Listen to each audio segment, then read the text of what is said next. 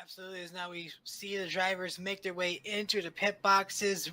Dobbs, Robertson, Kinder, Barlow going to go all through four of them and take his place on the first pit stall. Wide bracket falling in behind. As now we wait to see these four tires and fuel and who's going to be able to win off pit road first. Adam Lancaster drops the jack first. Alan Dobbs is going to get off away early as Lancaster is going to jump all the way up to third with that, almost beat Robertson, and they make contact, and that is not what you want to see. That might be a pit exit violation on 28, but that is a very devastating blow to number 2 car. You got to hope he didn't get too much damage out of that, but that was a hard hit to the inside wall.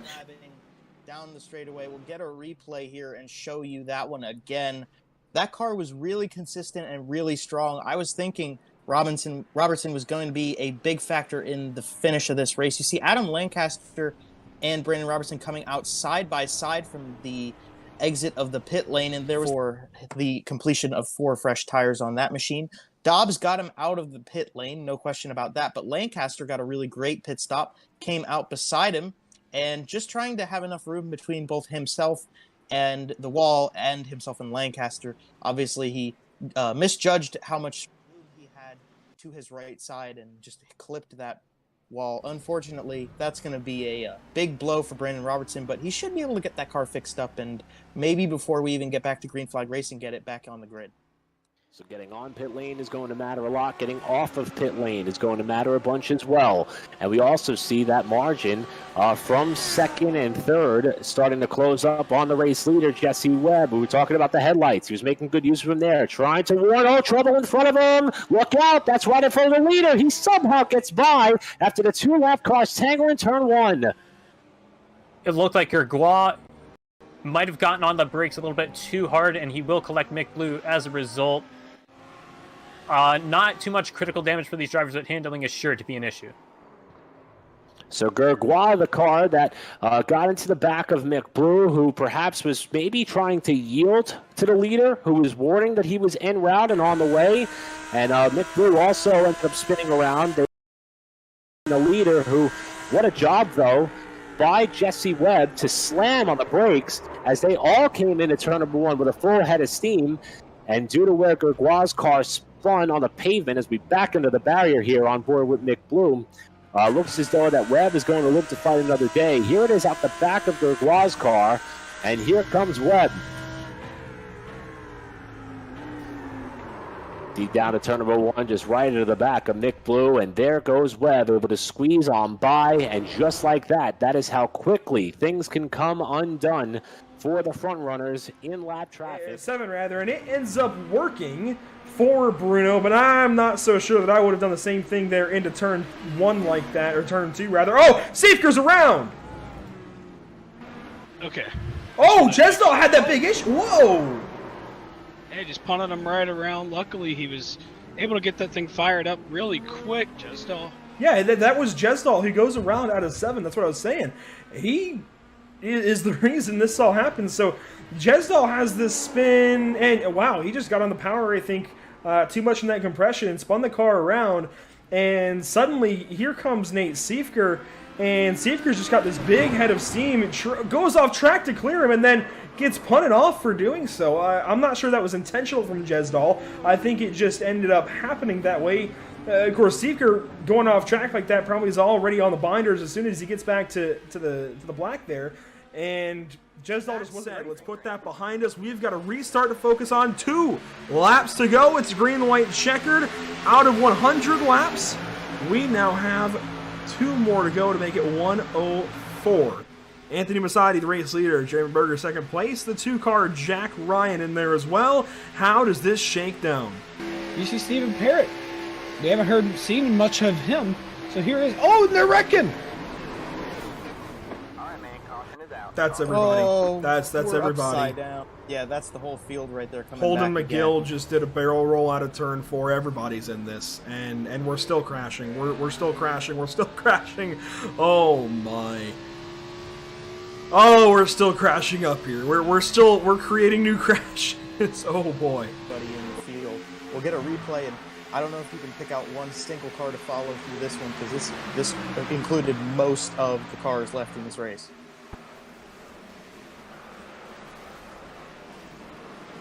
If you look at that, Landon Durhold was the only person to get through that.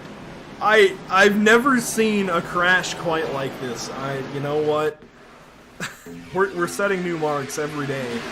It looks like Joseph just, I mean, he's in the throttle. He has every right to be, and just hooks the 49. And, I mean, there's nowhere to go for anybody. Logan Durhold, you're right. Gets through. Oh, somebody else. Who was that? Ford on the bottom side. Oh, you know what? That was Kevin Franks we were talking about a while ago. How he might be in this thing. He's back in it, boys. Oh, my. I don't know. It's hard to keep control of it, and while that didn't cause the yellow itself, because obviously you see Joseph just trying to give the shove that he needs to get the momentum towards the front, but it's this part of the turn. It's where you get back into the banking change is where the rest of the field's going to have a problem, because they're going to have... We're going to watch Kevin Franks go through this. You see them starting to wreck a little bit in front. He's going to dive down to the apron, gets a little bit loose. You see Landon Durhold in front of him, and he just gets away scot-free. One of the few cars of the field that gets by scot-free. Sure. How about this, though? Nearly 3 wide for third spot. Brunnemer under fire from Ledecky, who's got drafting help. They almost come together at the start-finish line, and that's John Wittendorf trying to find a way through. And how about Hansen? He's trying to draw even here. We're back on board with Beats as they come to turn 2. They're going to survive the corner there. No look for the lead for the time being, but Hansen had a huge run just behind to try to get up into the top 5. And there's trouble. That's Hansen crashing there as they come through turn 4. And James Hansen was a driver who entered the championship picture third in points. And while he will have that drop week as available, this is probably going to be the round where he's going to have to take it. He's probably falling back into the 20s or the 30s, and that was absolutely massive contact. I believe Brady Lubenow was one of the cars involved. Hansen was in 6th. Notice that he had a huge run up the main straightaway. Looks as though may have tried to pull out and make a move. And you see, this is coming through turn 2. Oh, it started there with Ledecky. Ledecky got loose. The field stacked up behind him. And by the time the accordion kind of got back to where Lubenow was running in company, Hansen was already sideways, and Lubenow ended up piling in. Yeah, unfortunate to just see so many early runners get collected. I used the word early already, but yeah, we're early into the running. You definitely don't want to fall out of the picture like this in the first 10 minutes or so of a 60-minute race. But I think just goes to show that these drivers were probably the most aggressive we've seen early in the race so far this season. And I think we're just seeing that Imola is offering a great combination of overtaking opportunities and places to catch back up. And it's still a very difficult circuit, even if it allows a lot of chances to get back up there to a driver ahead of you. On board with Hansen. There you see the contact there as he got in the back of Wittendorf. Ruderbusch then jacks up Hansen, sends him around, and then it's Lubenow with the big blow that gets Hansen up on his side. Driving there as they go into the corner. Vic trying to find a way through. Almost overcooked turn 5. He'll fall back in line there behind the car, in which he just lost the position to there in Lowry. And this race will continue on up in a 6th spot. While we have a quick look of the top 10, this will open up an opportunity for us to thank some of those on the series side who make this race possible. And take a look at the driver who is currently running in 10th spot. That's Sarah Rabb, +6 on this race as the battle for position continues on. But there's Sarah, been able to keep her nose clean. We mentioned the impressive end. And just as we were talking about Sarah Rabb, she's going to lose it on the power off the corner. She'll now back up out of harm's way, and Sarah Rabb is going to get it right, and she will lose that top 10 starting position. And I believe I owe Sarah Rabb an apology for the jinx here. I was just about to talk about the fact that she has thrown her name on as a series sponsor.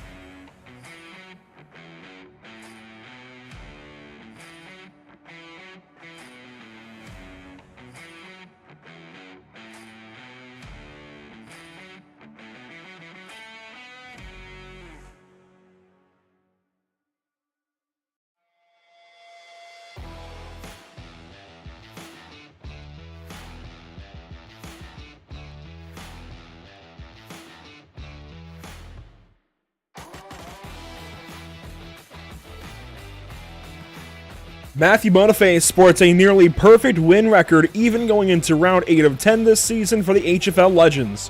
Just twice has car 95 not gone to victory lane, and he hasn't finished worse than second. This could be the day that he wraps up the title, but he has to be absolutely picture perfect over 18 laps of racing at Lime Rock Park, and that is no easy feat.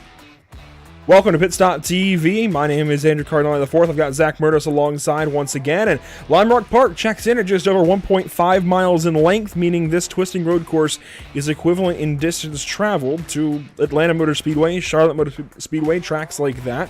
But it feels like there's so much more to offer in a lap here, especially with those quick and nimble legend cars we've got this evening. There's just something about Lime Rock Park. First of all, it really does encompass the name of park, but it packs so much into such a small punch. Definitely, and if you've ever seen, some of the UK Legend series, you'll see that Legend cars have run on tracks like Brands Hatch. I believe they've run at some tracks like Monza as well. Obviously, over here in the States, we have Road Course World Finals that can be held at places like AMP or Charlotte Motor Speedway, but you've never seen a Legend car go to Lime Rock, and I'm excited to see how this goes. And I was turning a couple of laps in the test drive myself, just trying to see how this car handles, and honestly, I'm excited to see how these guys are going to run tonight. And this is a combo that we've seen on iRacing before. I haven't seen it personally, but it's been done. In fact, Pete Jones holds the official lap record here in official competition at a 59.875, at least in qualifying. So these cars do rip around here. They do get under a minute, which is only a few tenths off of a Mazda Miata. You could have a multi-class race with Miatas and Legends, and they would race each other, and that is a scary, scary thought at a place like Lime Rock Park, but that's what we've got as we get ready for round number 8 on the schedule. Let's take a look at the schedule this season. We've seen a lot of different racing, a lot of different racetracks. Checking in round 8, it's almost over, at least as far as this season goes, season 3 for HFL. Lime Rock Park tonight, Lucas Oil, Indianapolis Raceway Park next week, and then round 10 still to be determined. We don't know where we're going yet. I would hope either another really great short track, or honestly, we could see another road course. I'd love to see them rip around the Charlotte Motor Speedway road course. That would actually be really, really cool. A couple of really good courses there at Charlotte Motor Speedway on the Roval layout on the infield. I doubt we'll see that. I think more so we're going to see tracks like Langley or maybe the Charlotte Front Stretch Oval, the Legends Oval there, or maybe even Concord or Hickory get put up for the vote. So we could see a couple of repeats, I guess, up for the vote, but that vote will not happen even until next week's race concludes on March 14th, on Pi Day even. So, yeah, we don't know where we're racing for round 10 until we go to round 10 pretty much, so make sure to keep an eye out for that. Let's talk about these standings, though. I kind of briefly mentioned it in my open there, Zach, that, it can be wrapped up this evening potentially. Maybe not mathematically, but effectively, I think Matthew Boniface can put this championship to bed by really finishing anywhere on the podium tonight and just locking down this point gap to Brandon Herzing. Even if Herzing wins and grabs a few more points over Boniface, as long as he keeps it, I think, a 40-point deficit or more, I don't see how Brandon Herzing can reel him in at that point. Yeah, Matthew Boniface would have to finish towards way, way back, and Brandon Herzing would have to win this race if he wants to have any shot of really being able to contend for the title over the next 2 weeks. Obviously, if Boniface finishes a little less outside the top 5, maybe he'll be fine and can probably recover next week, but honestly, he's probably just got this all locked up for himself. There you go. Qualifying times are coming in. And the first of the bunch is Maverick Davis across the line in car 113. I'm anxious for this one. I'm really curious as to how this is going to go, Zach. I'm really looking forward to seeing these guys rip around a place like this. And let's just go on board with some of these. In fact, let's start with the points leader, Matthew Boniface, as he comes around and completes lap number 1 here for himself. And it looks like we have the wrong onboard camera, so I'm just going to load those really quickly, if you excuse me. But he does go straight to the top, 1:09:42. He's already got hundredths of a second on Maverick Davis. Man, these cars are just absolutely planted around this racetrack. He was ripping it there. And it's funny you say that, because they really aren't that planted, but he makes it look so easy. And I think the setup is built a little bit to make it easier on these drivers. I took some laps this week myself in the default setup for this car here, and wow, that Maverick Davis to the top by tenths over Boniface. Boniface is going to have to go nearly sub 60 second here in order to beat that lap time. And let's take a look on board. This is going to be a really cool view, especially headed down the downhill. They make these cars look like they have downforce, but they don't. Yeah, really, really quick. To the start-finish line, let's see what he can do. Matthew Boniface trying to beat that lap time from Maverick Davis, nearly chipped in at under a minute. It's a 1 minute 6.96, which is not good enough for pole. Once again, the 95 is actually bested for the top qualifying position. That is rather intriguing. We've seen it a few times this season. I think this is the second or maybe the third or fourth time we've seen it happen. Here's Timmy Martin in car 13, see what he can do. And we do have 14 cars this evening, including Dakota Bro, who made his first appearance on the season last week at USA International Speedway. Martin across the line, picks up, but stays in the fourth spot. John Berry will go no faster. How about Fish out of turn number 9? And sporting a pretty solid looking logo himself there on that number 16 car, the Pit.TV logo over the rear wheels. Love that touch. And across the line, he does go way faster, but does not pick up any spots. I think the key thing is, though, just going faster. Road course racing tends to kind of come to you, and you're just able to really figure out the majority of how it works the further on you go in the race. And the more laps you log, the faster you'll get. Chris Franz to the line. He had already wasted his previous laps, but that lap was technically faster, just does not count for anything as he now dips it into the grass here at Lime Rock Park. I'm excited to see how these guys do. We do have heat races, by the way. We will see a couple of heats for these guys. Only 3 laps in length, though, Zach, so that's really quick. But what it does provide these guys is a quick opportunity to learn and a quick opportunity to then reset. And I like that. Brandon was even talking about potentially not having heats at all tonight, and I'm glad he was convinced otherwise by whoever that may have been, because heat racing on road courses is a lot of fun, first of all, and second, it gives these guys an opportunity to reset if they need it. Oh, absolutely. And a lot of these guys just feel like they need the practice anyway, just to be able to figure out what's going on and how to run these cars. And heat racing gives you that opportunity. Obviously, you don't have too many laps to be able to work it out, but 3 laps is still 3 laps that you probably wouldn't get if there were no heats. I'd like to thank you to our partners this season with the HFL Legends Series, Admin Box and Southlington Tool Manufacturing. We've got 14 cars, looks like 2 of them not going to take a qualifying attempt. So while we wait on that, we're going to go Pit Stop TV side by side. You will see when the session flips over, so you will not miss a thing, but we have a quick message from a couple of our partners.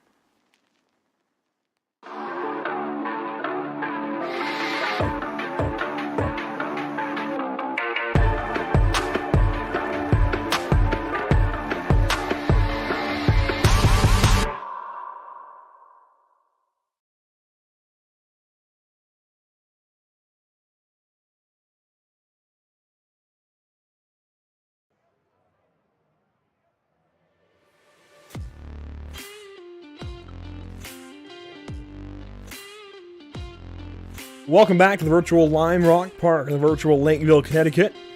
Now, I've not had the pleasure yet of visiting Lime Rock Park in my travels around the country, but this is definitely on my bucket list. I've got to get to this place before time runs out for myself.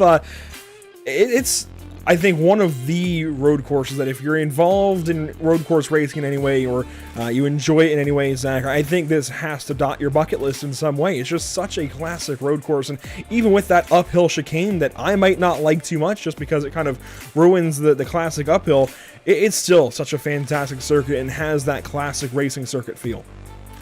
Yeah, it's one track that I definitely want to be able to get myself to one of these days. Hopefully I'll be able to be turning laps here at some point later in my life, but obviously the only road course racing that I've seen is anything out at the local go-kart track or just on maybe the Charlotte Motor Speedway road course. But, you know, just seeing great car track combinations like the Legend cars coming to big tracks like this is obviously just a great thing to see when it comes to the iRacing sim. We have just a few moments left in our qualifying session as we wait on time to expire.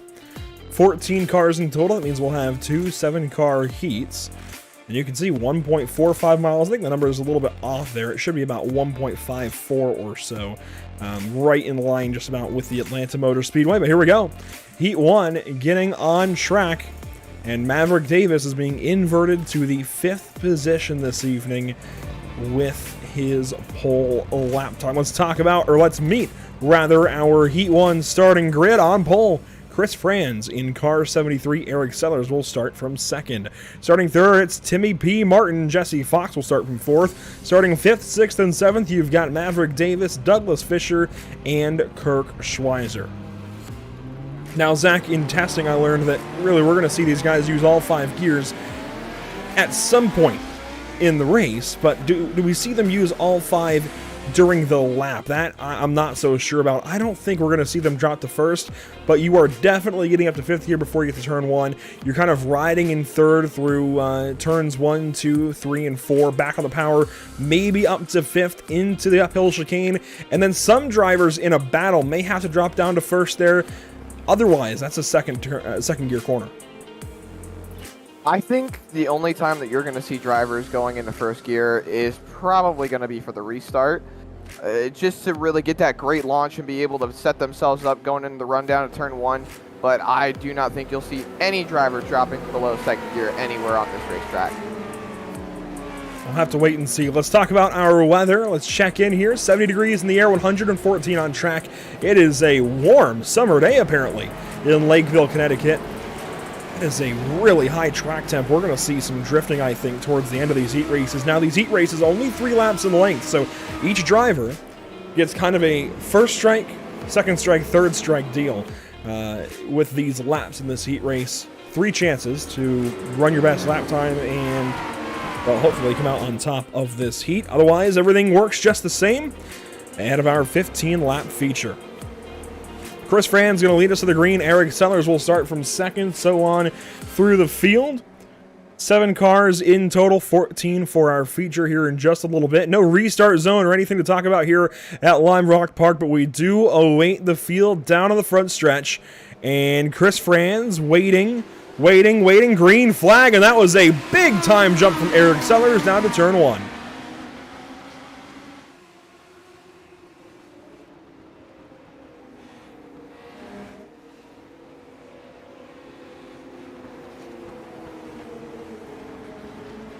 Oh, Jesse Fox, a big spin after running out to the grass, and he collects Timmy Martin in the 13 car. And already we have got a big crash with these couple of drivers. Everybody else, though, down the back straightaway, the no-name straight to the uphill.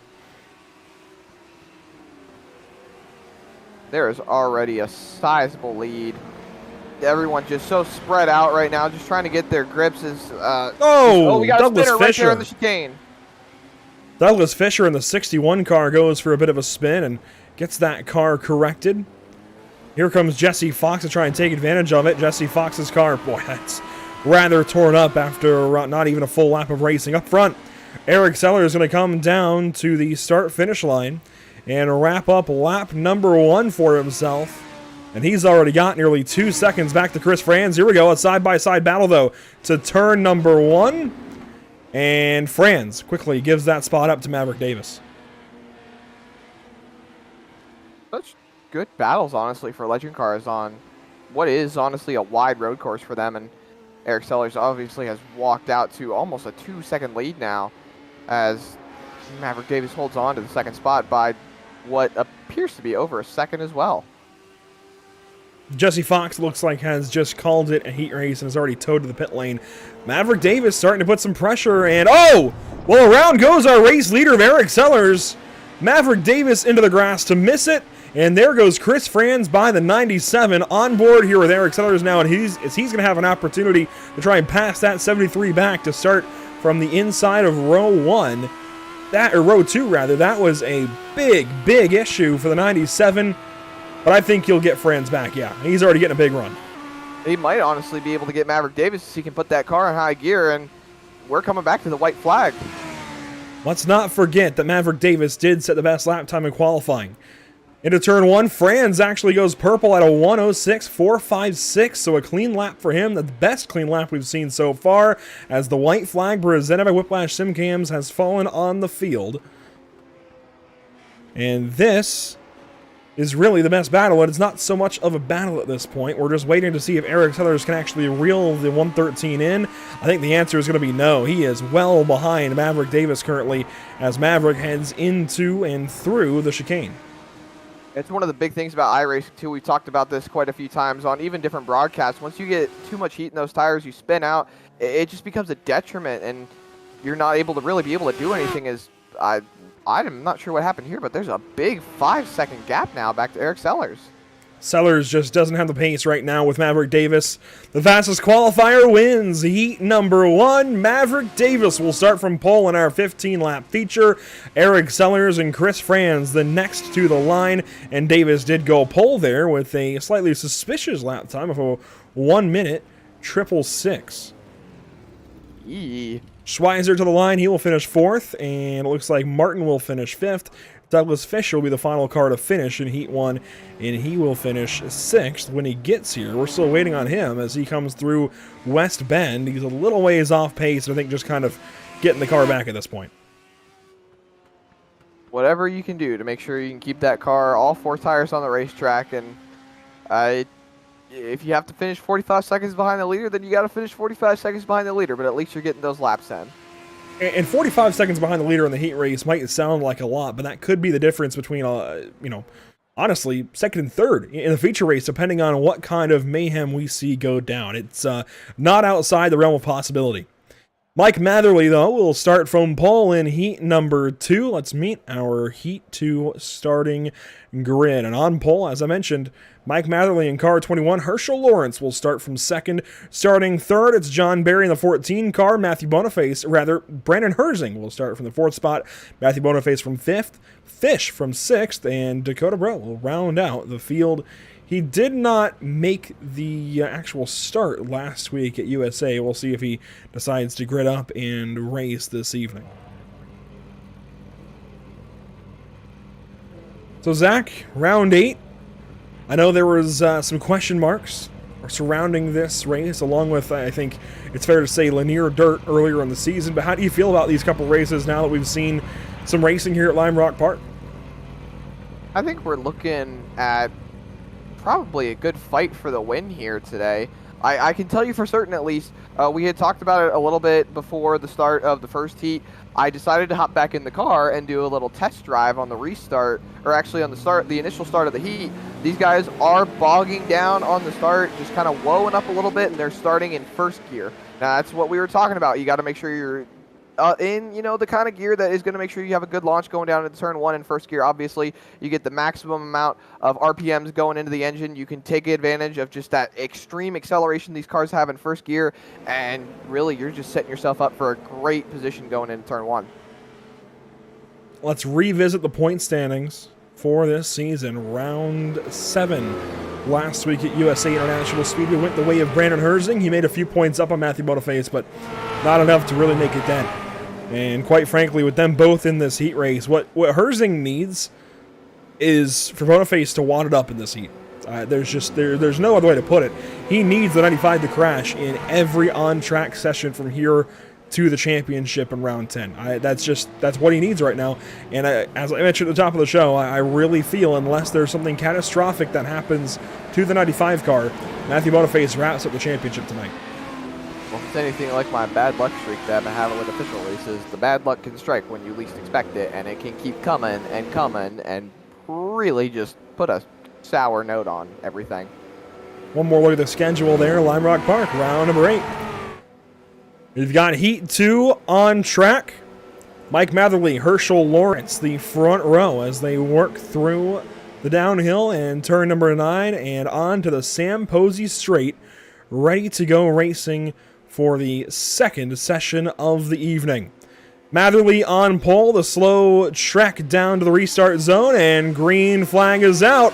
Matherly beat to the punch there by Herschel Lawrence, who's going to lead the field down to turn 1.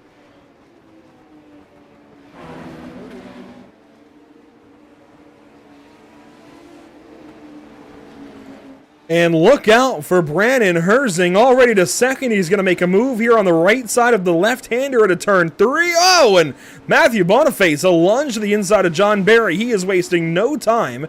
And, maybe gets pushed a little wide. What's happening there? And around goes John Barry right in front of Fish. And I don't think he's going to be happy with that at all. Looked like just a little bit of netcode there, and John Barry maybe just blinked out just a bit. And Boniface is not stopping. He is going to the front, and the next car in front of him is Brandon Herzing, who is taking the lead of this race. For better or for worse, I think it's clear Matthew Boniface understands no mode other than go. He doesn't have a check up and wait, that's for sure. As, by the way, Dakota Bro did make it on track. He started from the pit lane and is now rolling. 1 lap complete, 2 to go in heat number 2. And Boniface, boy, real aggressive on the entry. I heard him go all the way down to second gear. That is really low. That's a lot lower than I expected. I figured he'd be riding around maybe 3rd or 4th gear on exit, but no, he's all the way down second. He's rolling second gear all through this center section, coming onto the no-name straight and back up quick into 3rd gear, and here's the fight for the lead. Just got a massive run through turn 4, and, well, he's right on through to the top spot in heat number 2. This is incredible. I don't know what he's got in the Legend car that nobody else has.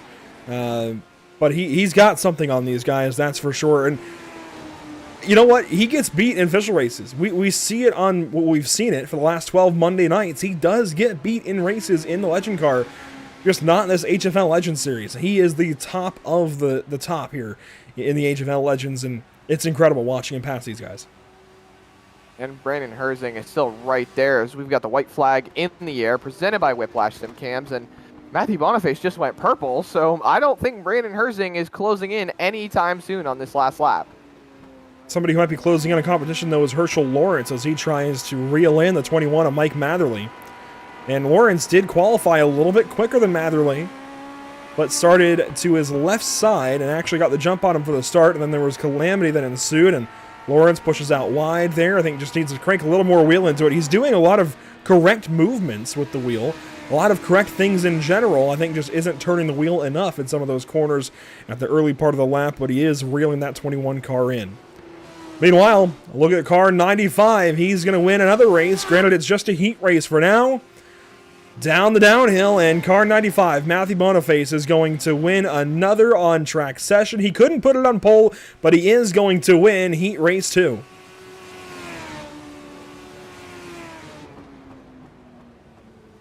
And he goes quickest, but not quicker than Maverick Davis. That's important. That's really important, especially since Maverick Davis, at least over these last few weeks, has been shown to be very, very good in qualifying. And I've never been one to say that qualifying pace is indicative of race pace, but it can be a pretty clear definition of how you really be, well, I'm not sure what I'm looking for here, but Matthew Boniface, winner of heat race number 2. And just like that, 15 laps the distance. We're ready to go here. From Lime Rock Park, let's meet our starting grid. On pole, he won heat... Wait, actually, we got an invert.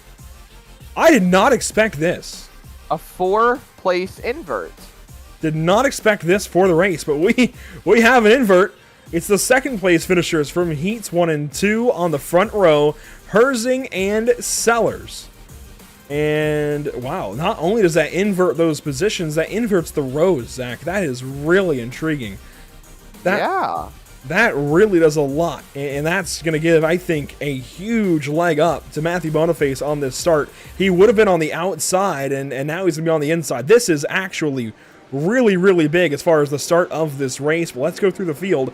Herzing on pole, Sellers from second. Starting third, you'll find Matthew Boniface. Fourth is Maverick Davis. Starting on the inside, though, of row number 3, we get to where we expected things. Chris Franz in car 73, Mike Matherly in car 21. Starting 7th and 8th, it's Kirk Schweizer and Herschel Lawrence. And around at the top 10, Timmy Martin and John Berry, the remaining starters. There we go. Douglas Fisher, Dakota Bro, Jesse Fox, and Fish. All 14 cars. Zach, this has a huge impact on this race. This is going to be quite the interesting turn of events. You have... Oh my goodness. I'm just kind of like in shock a little bit. You have Brandon Herzing, who was in second in heat race number 2, and now he's starting on the front row right there on the inside lane. I did not expect a top 4 invert. And, you know, Maverick Davis, who was obviously one of the fastest cars on track, he's now starting outside of row 2, right next to Matthew Boniface. So this is going to be, you're setting yourself up for chaos. You've got faster cars starting behind cars that might be a little bit slower than them, so they're going to have to try to be a little bit aggressive to get around.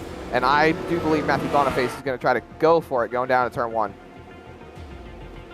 Weather conditions showing no change as we go into our feature race of the evening.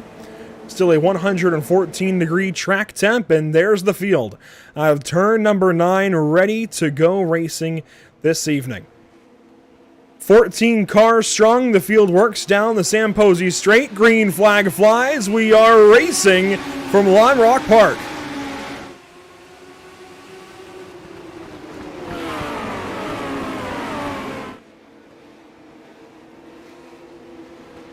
And turn 1, lap 1. Matthew Boniface to the top spot. Herschel Lawrence way out in the grass. Let's hope he's able to slow that car down. He is. Wow. The opportunity that was presented to these drivers, unfortunately, out the window. Boniface right to P1. And Maverick Davis has already overtaken Brandon Herzing for second, and he is trying to close in on Matthew Boniface. Eric Sellers, a spin. He's going to keep it rolling. I do not think he got in the wall, but he is going to have to stop and wait for traffic to clear, as we've got a couple of fights going on throughout the field. Sellers all the way down to position 13 of 14. Timmy Martin and Mike Matherly, they fight through the West Bend, and look at this as they head down the downhill. Dakota Bro and Jesse Fox trying to find any way through, and to complete lap 1, Boniface on top, Davis in second, Herzing in third, and this mess happening behind him. They were almost 3 wide going down the hill, but a couple of blocks allowed them to stay 2 by 2, and you know, going through turn 1, you can obviously see how this fight is starting to unfold a little bit more as Dakota Burrow is right on the back bumper of the 21 of Mike Matherly, and oh, he's going to slide. He's going to get a little loose, but he's going to keep it on track and keep it rolling. Good save. He'll slide in behind Jesse Fox now, and off the racetrack is Matherly in the 21, and he's going to go off and spin and collect the 20, who collects the 52. Oh, man, we've got chaos here in the midfield. Cars left, right, and center, literally out of the West Bend, out of the right-hander. No full course yellows, ladies and gentlemen, just locals.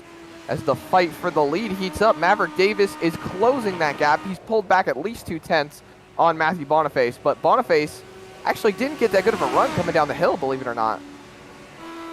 Right on the back end of the 95 is the 113. Davis goes fastest that lap. And frankly, Zach, I think this is a big drafting opportunity for Maverick Davis. He's able to sit in behind the 95 and I think set up for the front stretch into turn 1 whenever he wants it. He also could use the bumper. We've seen that on road courses before in Legend Cars. He could do it as he got right to him there in the opening sector. He just has to be careful not to let Boniface get away at any point in time. And it's so easy, I think. If you take one corner a little bit awkward to try and not run into a guy, it's really easy to get yourself offline and lose time. Yeah, Boniface being super aggressive, and he got really loose actually coming out of turn 2. And that allowed Davis to close in But you can see, looking at how these guys are racing, you can see where Maverick Davis is taking different lines to try and offset what Boniface is doing and really just try to find where he's comfortable to be able to overtake Boniface. Obviously, Maverick Davis is getting better runs down the hill, and Matthew Boniface just went purple. But you can see how Davis is taking wider entries, hugging those rumble strips, and really just trying to find anywhere he can to be able to find speed on Matthew Boniface. On board with Maverick Davis, he's starting to slip. He's falling Little back mistakes by that time in 10. Big Bend. He's just giving little bits of time up. And Boniface, of course, faster that lap. You can see Davis a little bit wishy-washy up out of the corner. And Boniface kind of walks away ever so slightly. This time into the chicane for the uphill. Oh, Boniface, though, a little off sequence. That's going to open up the door, maybe. That was a little hop on the left side on the turtle curbs. And yeah, Davis is closing in, and he gets really good runs down the hill. So let's see what he's able to do here. Within 0.2 of a second, down the hill, last corner. They are both ripping that apex, and Boniface actually got a better run down the hill that time. They've put 8 seconds on Brandon Herzing in third spot. Another 8 seconds back to Chris Franz. There was a battle that last lap with Jesse Fox and John Barry. They have since split up as Fox is in 6th and Barry is in the 7th spot. Kirk Schweizer not too far back from Herschel Lawrence. This is for 10th and 11th, and Dakota Bro in that conversation as well. And really, those are the only close margins on the racetrack for now. But watch out. We actually, here we go. Kirk Schweizer might have to give this spot up. I don't know if that was a corner cut penalty he had to bleed off, but Dakota Bro goes by in the 52 car and takes over the 11th position. All while Maverick Davis has to swallow a few tenths lost that lap. He's down to a half second back now. Just little times here and there, and he ran really, really wide through the right-hander. And coming down the hill, maybe he'll get a bit of a better run, just try to set it up going down the front stretch, but it looks like Boniface is still just driving away from Maverick Davis. It's going to take a big mistake out of Boniface to close that gap as he went even faster now. That was faster than the qualifying times, I believe. Faster at least than the heat lap times, and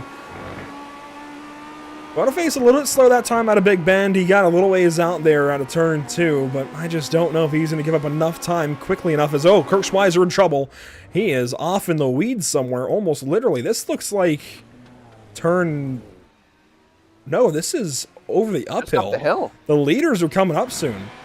In fact, there goes Douglas Fisher on by. Schweizer there. You can see Boniface in the background. Kirk Schweizer suddenly in a whole lot of trouble. And the leaders are really closing. And this is maybe what Maverick Davis needs. Just some lap traffic to offset what Boniface is doing to keep that car fast. And obviously you can see here that Schweizer is moving out of the way for the leaders.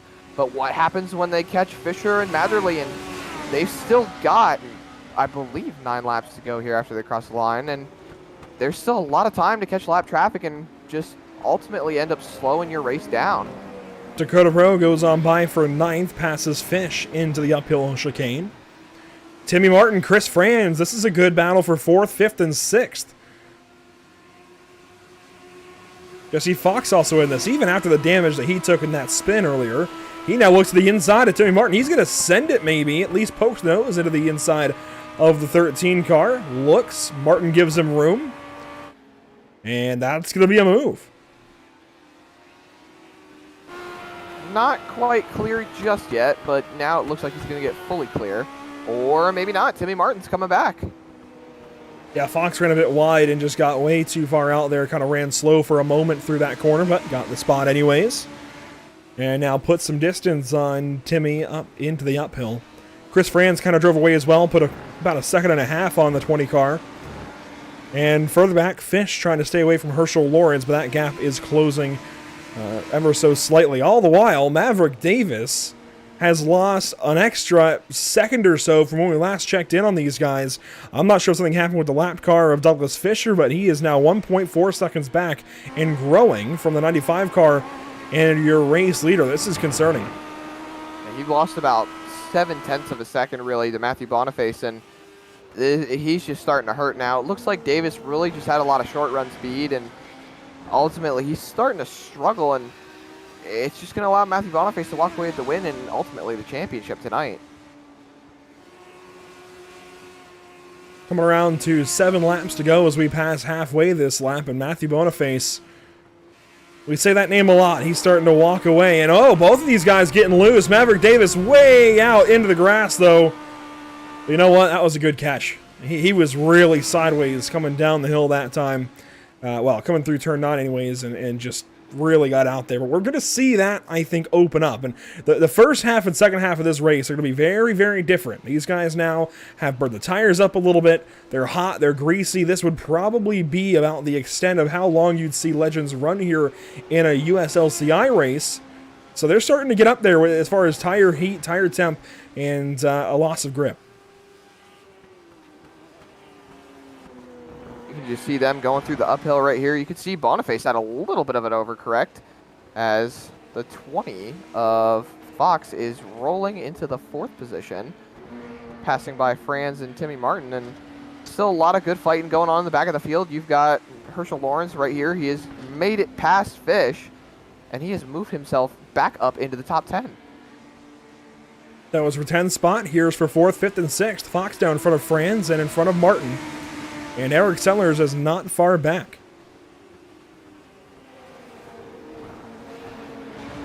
Look at them going up the hill. It's so great to see Legend cars on Lime Rock, and just watching them go around the track, even if they're not having the best of time, it still looks amazing. There's a lot going on the racetrack right now. Let's take Timmy Martin here in the 6th position as he works on Chris Franz. This for the top 5. And Zach, from a driver's perspective, you've got experience in a Legends car on a road course, albeit nothing like Lime Rock. What are you trying to do? If you're Timmy Martin here, about 2.5 tenths, 2 tenths and change anyways, off of Chris Franz going into this next lap. Now Martin goes in real shallow into turn 1. I think that's his first mistake.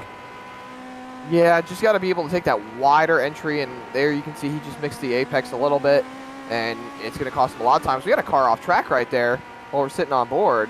I believe that was Schweizer, and yeah, that is Schweizer, and he is going to tow to the pit lane, and that is going to be his race over.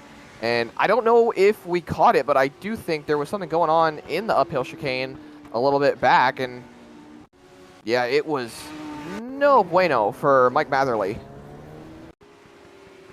Yeah, in fact, Matthew Boniface, our leader, had a great look at it, and it closed the gap quickly. This might open the door as, wow, Matherly and Fish had a big moment there into the uphill, and Davis was able to close a ton and just made up 2.5 or second and a half or so. Huge deal for Matthew Boniface there, really closing things up. And now they're going to close in on Herschel Lawrence. This could get interesting. It could. It's down to 8 tenths of a second as Herschel Lawrence goes really wide. That's going to offset Matthew Boniface's line and his entry going down the hill. And Maverick Davis is now closed in a little bit more. Look at that. It is down to 7 tenths of a second. That lead is quickly shrinking. Yeah, that really hurt Davis, though, onto the front stretch. Having to constrict that line like that for the 46 car. There's a lot happening in the midfield as well. A few positions just changed hands. As Martin's up to 5th, Franz 6th, Sellers now 7th, and Barry 8th. Here's our leaders, though, Matthew Boniface coming up on another lap car. This is going to be Dakota Bro. It's going to be so interesting to see how this whole thing plays out. As Boniface with a big slide coming down the no-name straight, back to 8 tenths of a second. But this lap car up here might hold him up going up the hill. Real awkward spot for both of these drivers to catch this 52 car. And Bro will give Boniface the inside line into the west bend, and that's no issue there, but really awkward spot for Davis to catch him at. This is going to be tough, and Bro is going to be in the way through turn 9. This is really going to hold up the 113. Oh my goodness. He lost a little bit of time coming through the downhill. Not too much. About a tenth. Looks like he's gaining it back going down the straightaway just a little bit. He's got a car he can draft and a car that's pushing him. Big slide going through turn 1 into Big Ben, and he's taking a very wide entry just to try to get that car planted, and it's really starting to cost him a little bit of time. Yeah, but they're both sliding. You can see that the red car in front, Matthew Boniface, sliding around too.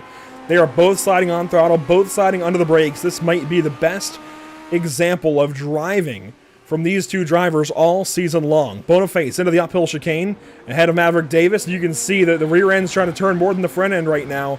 The rear tire's going away. The rear brakes really starting to do a lot on this Legends car. I think the question at this point is if they can't keep it underneath them, who spins out first?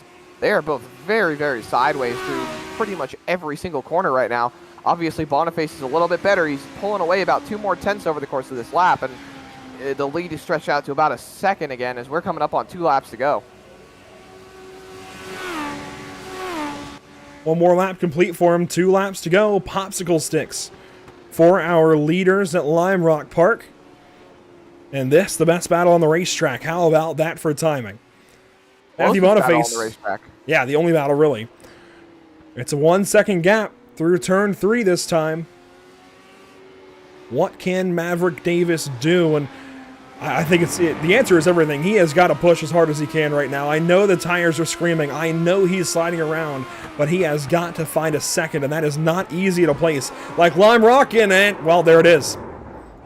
That's what I was saying. Who spins out first? And Maverick Davis is going to be I guess he was going to be the guinea pig here. And now he is 4 seconds back in the hands of Dakota Bro. And I guess it wasn't really meant to be. You could see a lot of what he was doing was not the same as what Matthew Boniface was trying to do.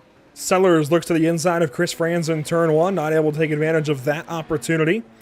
As here comes Matthew Boniface, 1 lap to go. White flag is out, presented by Whiplash SimCams.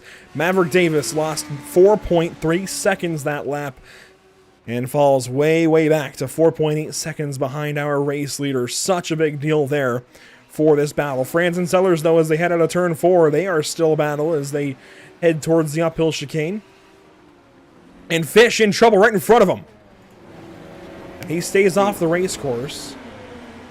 Now broadside again. This is trouble. There goes Martin. Our leader, Boniface, is closing. But I don't think Fish will make it any kind of big deal. The final few corners at Lime Rock Park for the number 95 car, Matthew Boniface. Looking to make it 6 wins on the season in just 8 races. Goes by Fish there out of West Bend. And down the downhill. He is finally over 500 on the season as far as 5 races out of the 10 race schedule. 6 wins now for Matthew Boniface here at Lime Rock. And if we're going off points, Andrew, that should be a championship for Matthew Boniface as well. That it definitely should. Jesse Fox, Timmy Martin, they are not done racing just yet. They still have a half lap to go.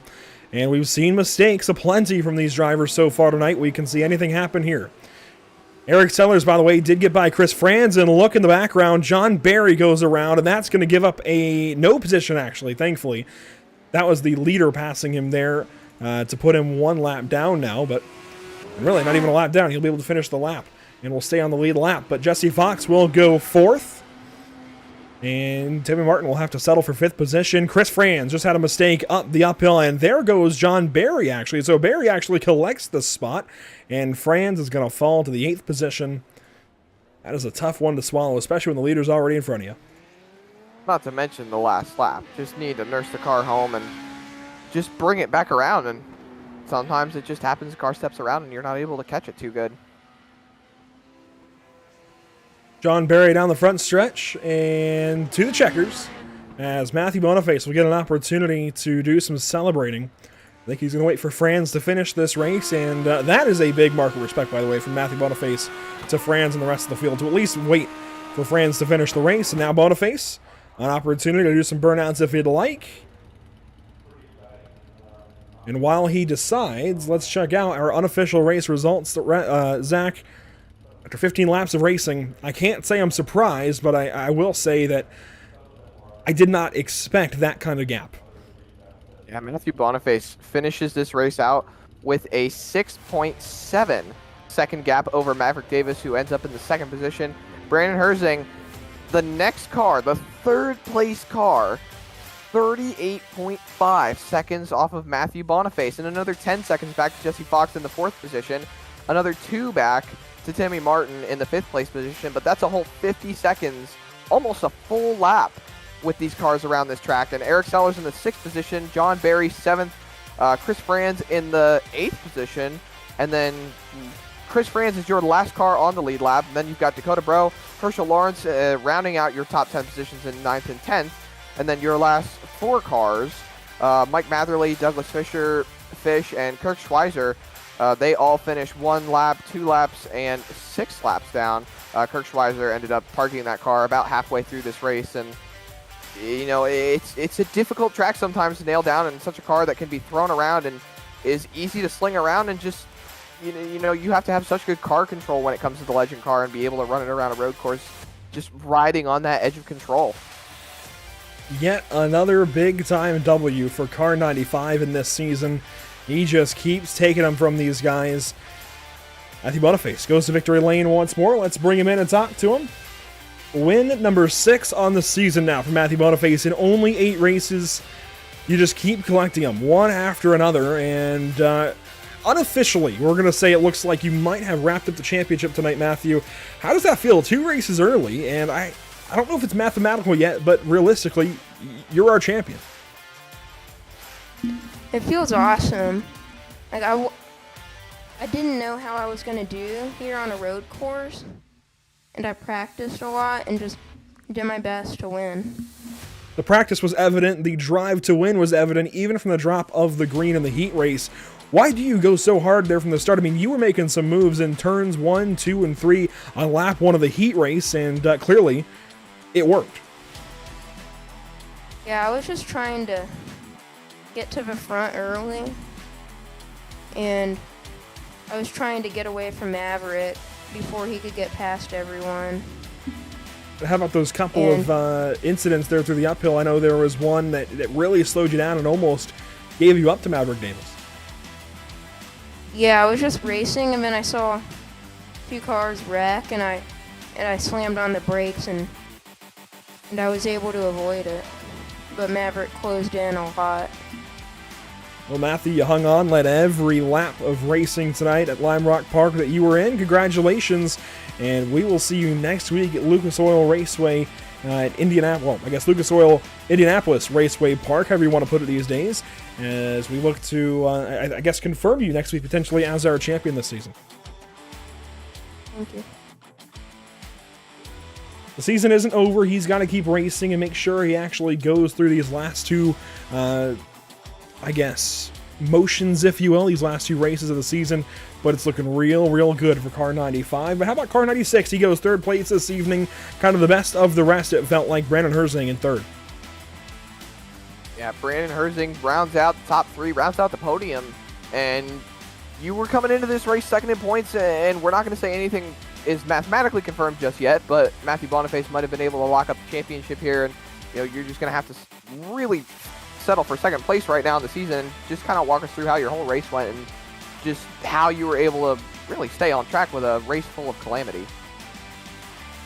Well, I mean, it wasn't calamity around me. I don't think I saw the first car until like 5 or 6 to go. Kind of felt like I was like Lewis Hamilton watching the 3 Red Bulls go past me, including that new green one. Well, that is definitely one way to put it with the Formula 1 race last weekend, and you were really the best of the rest considering Matthew Boniface and Maverick Davis just pulled away from the rest of the field 38 seconds back from the lead, but you were still well clear of the rest of the pack. Were you able to just get any practice in for this race coming into tonight and just be able to be a little bit more in contention than the rest of the field? I'll be honest with you. Most of the driving I did today was the new late model, so probably should have been practicing Legends a little bit more. Maybe I would have been able to challenge those 2, but I highly doubt it. Those guys are insane. Well, I can definitely agree with you on driving the late model all day. It is such a fun car, but obviously these Legend cars still great to be able to run on the iRacing service. And you're rounding out with a 3rd place finish tonight. And how do you feel going into next week at IRP? IRP is just so different. I mean, it's such a big track that we run on. I feel like those bigger tracks, it's almost kind of wide open. I think some of my best finishes, or at least closest finishes to Boniface this season, have come in those bigger tracks. So I'm really looking forward to it. Brandon Herzing rounding out in the 3rd place position. Congratulations on your great run tonight. We look forward to seeing you next week. Thank you, Zach. Well, Herzing, Andrew. Yeah, Herzing P3 tonight. Wish he'd been able to hang on to that lead that he got. Well, of course, he started on pole, but just not in the cards for him this evening. Zach, final thoughts here from Lime Rock.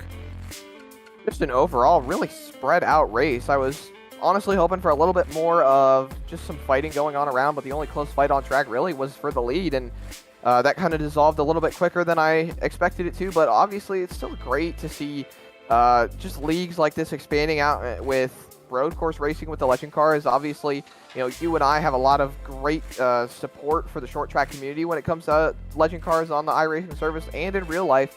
But obviously, not just being short track cars as well. These are cars that you can run all over the place, and it's just so great to see them branching out into road courses that aren't usually run on the service. And we've got short tracks coming up. IRP next week. It's a little bit like a super speedway with the legend cars. Obviously, it's not as big as tracks like South Boston, or excuse me, not like South Boston, like Stafford or Thompson, big tracks that we saw legend cars run back in the official races a few weeks ago. And it's just so great to watch these guys try to tackle stuff like this. 2 races remain. Matthew Odafing is likely our champion already, but we've got to go through the last few motions, 2 more races, and who knows, maybe he could still lose the championship. You've got to tune in to find out. Next week at Lucas Oil Indianapolis Raceway Park, and, well, on March 21st for week number 10, we don't know where we're going just yet. A track vote will be held that final week of the season. A big thank you to our partners with the HFL Legends Series this evening, of course, this season, Admin Box and Salington Tool Manufacturing. We really do appreciate the efforts from Donald Fish and Timmy P. Martin. I had to think about that one for a moment. And everybody else with this series. There's a lot that goes into the HFL Legends Series and just HFL as a whole. Here's a look at our upcoming broadcasts this week on Pit Stop TV, all the way back around to Tuesday evening, March 14th. You can see on your screen. First up, tomorrow night, it's the UFL Elite Series, and we really have a throwback feel, I feel like. We've got 3 tracks that used to be on the NASCAR schedule years ago. In fact, I think you can find a Busch Series schedule with these tracks on them in the late 90s. Rockingham Speedway tomorrow night, March 8th at 9 Eastern for the UFL Elite Series Light Stuff 125. And then Friday evening, we've got North Wilkesboro Speedway with the brand new late model stock car that was released today on iRacing. Yes, we had one already, but it has been completely revamped thanks to Dale Jr. and Junior Motorsports, and we are going racing for the Elite Performance Industries Late Model Showdown. Then Tuesday, we wrap back around to another week of racing for the HFL Legends Series, week number 9 at Lucas Oil Indianapolis Raceway Park. And Zach, there's a lot of places you can follow along with Pit Stop TV. There's your choice of them. Facebook, Twitter, Instagram, YouTube, they're all on your screen below. Absolutely. Facebook, Twitter, Instagram, all great places to check out Pit Stop TV. Obviously, you can check us out here on YouTube as well, the main place we stream, and we also stream on Twitch as well. Don't forget about that. But just so many great places to check out everything going on racing-wise, and the Elite Performance Industry, Elite Performance Industries. Had to get a little tongue-tied there. Great checking them out on Friday. I really recommend checking that racing out. It's going to be absolutely amazing, and hopefully, if my work schedule clears up a little bit, maybe I'll be able to hop in there and do some racing myself. And I will say something real quick. Elite Performance Industries is a huge part of sim racing, and specifically here at Pit Stop TV, they are not necessarily an inked official partner or anything. We don't have to talk good on them necessarily, but Tyler Payne makes it really difficult not to talk good on his efforts and everything that goes on over EPI. These 3 broadcasts, obviously one of them is straight from Elite Performance Industries, but the 3 on your screen, the 2 leagues that sandwich the EPI Late Model Showdown, are both on Pit Stop TV right now because of Tyler Payne and Elite Performance Industries in some fashion, whether it was connections made or what have you. A lot of the races lately on Pit Stop TV they can all trace back to Elite Performance Industries in some way, and I just want to say thank you, as we always do, to Tyler Payne and EPI. We wouldn't be here, in this case, this evening, if not for Tyler Payne and EPI in some way. It's so helpful what he does for sim racing, and clearly it has some pretty big effects. That'll do it for us this evening from Lime Rock Park. A big thank you for everybody tuning in. Make sure to tune in next week, though, Lucas Oil, Indianapolis Raceway Park, round 9 of 10 rather, the last track that we have confirmed on the schedule. After that, who knows where we're going for the final round.